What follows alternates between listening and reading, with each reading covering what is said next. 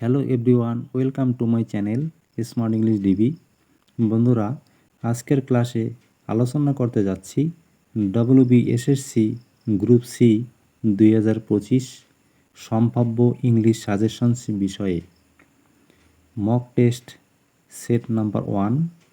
এখানে গুরুত্বপূর্ণ 10টি ইংরেজি প্রশ্ন এবং উত্তর বিষয়ে আলোচনা করা হবে। ভিডিওটি শেষ পর্যন্ত আমার সাথে থাকুন। চ্যানেলে নতুন হলে সাবস্ক্রাইব করুন। Let's get started. প্রথম question, fill in the blank with the most appropriate preposition given below. সব থেকে উপযুক্ত যে প্রিপোজিশন সেটি দিয়ে শূন্যস্থানটি পূরণ করতে হবে। এবং হি had to repent dash what he had done. Repent কথার অর্থ হলো অনুশোচনা করা বা দুঃখ করা।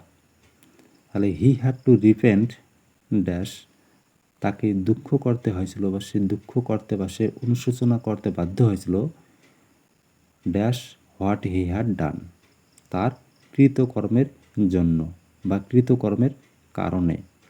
তাহলে কারেক্ট অ্যান্সার হবে for, at, in, for, of. Correct option C, answer হবে for.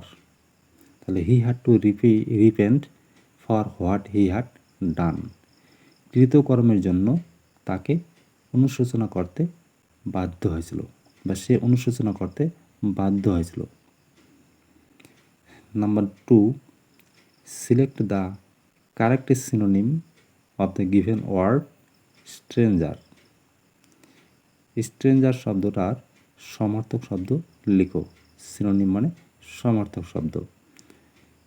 Friend, unknown person, foe, enemy.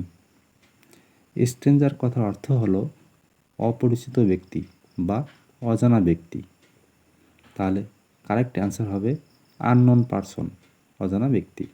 এরপর number 3, select the correct antonym of the given word deficiency. Deficiency শব্দের বিপরীত শব্দ লিখো।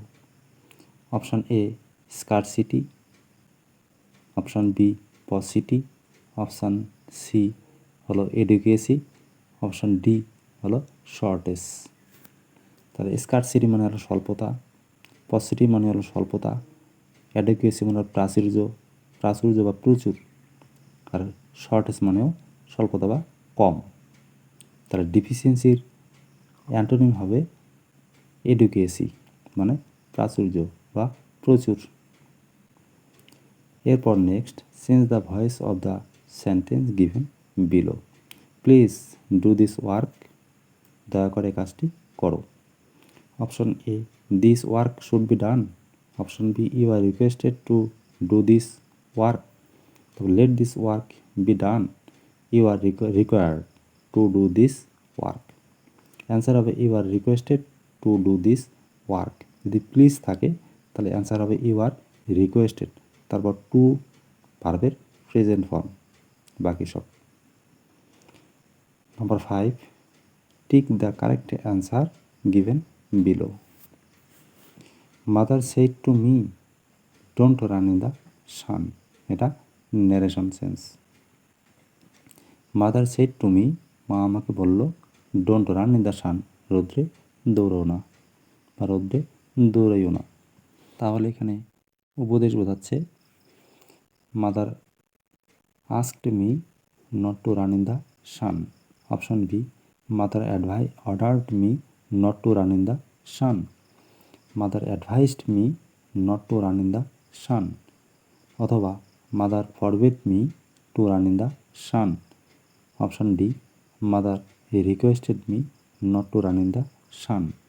তাহলে কারেক্ট অ্যান্সার হবে C, mother advised me not to run in the sun, অথবা mother forbade me, forbade মানে নিষেধ করা, ও অ্যান্সারটাও কারেক্ট। এরপর number 6, fill in the blank with proper article. উপযুক্ত আর্টিকেল দিয়ে শূন্যস্থান পূরণ করো। The news dash true, is, are, were না হ্যাভ, কোনটি হবে? এখানে অ্যান্সার হবে ইজ। Number A. কারণ দ্য নিউজ শব্দটা হলো সিঙ্গুলার, তাহলে হবে ইজ। 2 and 2 ড্যাশ 4, 2 2 4 হয়। Fill in the blank with correct alternative. Makes, make, made হলো মেকিং। 2 and 2 যেহেতু প্লুরাল সাবজেক্ট তাহলে হবে make. Fill in the blank with correct phrasal verb. সঠিক ফ্রেজাল ভার্ব দিয়ে শূন্যস্থান পূরণ করো। Please dash a doctor. Option A put on, option B make out, option C call in, option D হলো call for. Put on মানে পরিধান করা, make out মানে বুঝতে পারা, কল ইন মানে ডেকে পাঠানো, কল ফর মানে দাবি করা। তাহলে কারেক্ট অ্যান্সার হবে call in. Please call in a doctor, দয়া করে ডাক্তার ডাকো। এরপর number 9, select the correct meaning of the word. Hydrophobia. Hydrophobia অর্থ হলো জলাতঙ্ক, মানে জলের ভয়, জলে আতঙ্ক। Option A extreme fear of animals, পশুর ভয়। এক্সট্রিম ফিয়ার অফ ডগস, কুকুরের প্রচণ্ড ভয়। এক্সট্রিম ফিয়ার অফ ওয়াটার, মানে জলের প্রচণ্ড ভয়। এক্সট্রিম ফিয়ার অফ হিউম্যানস, মানুষের প্রচণ্ড ভয়।